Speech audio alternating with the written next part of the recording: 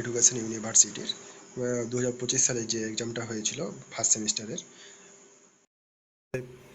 পরীক্ষার EPC paper, যেটা 1.1 EPC reading and reflective on text, সময় ছিল 1 ঘন্টা, ফুল মার্ক হচ্ছে 25। এখানে গ্রুপেতে মোট 7টা প্রশ্ন থাকে, তার মধ্যে 5টার উত্তর করতে হয়, প্রত্যেকটার জন্য 2 করে মার্ক, মোট হচ্ছে 5 দিয়ে 10 মার্ক।